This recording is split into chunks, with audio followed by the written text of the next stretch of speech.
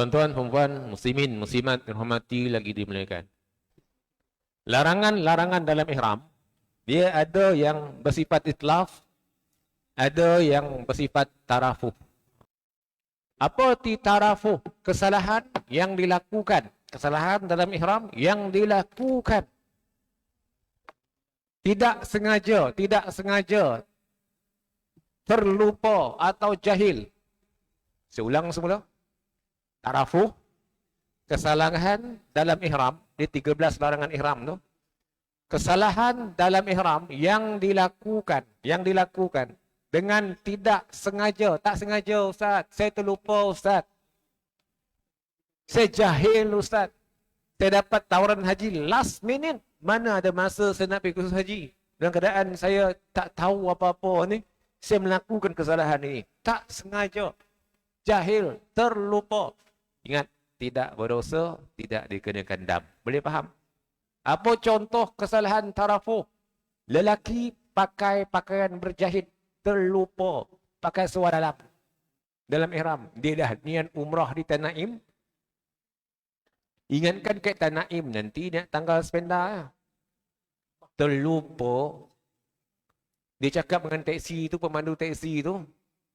Sampai di Tanaim, saya tak nak turun. Niat dia. Kemudian saya terus balik ke Mekah. Ada tak orang macam tu?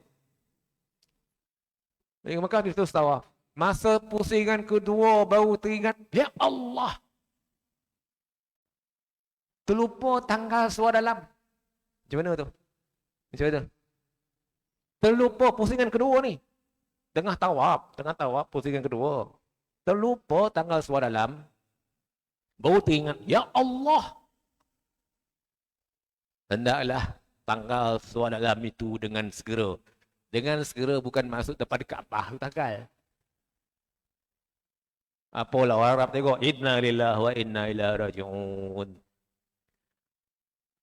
Maksudnya ketika proses ke bilik air nak tanggalkan suara dalam itu, ia dimaafkan, tidak berdosa dan tidak dikenakan dam. Boleh faham tak? Apa lagi contoh? Perempuan tidak boleh pakai mask. Apa itu mask? Faham ke betul-betul? Mask. Mask apa? Pelitup muka. Terlupa. Tak sengaja. Jahil. Kena dam tak? Tidak. Kena dam. Memakai minyak wangi ketika sedang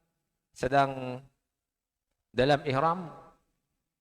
Singgah pula kedai minyak wangi, bukan nak beli pun.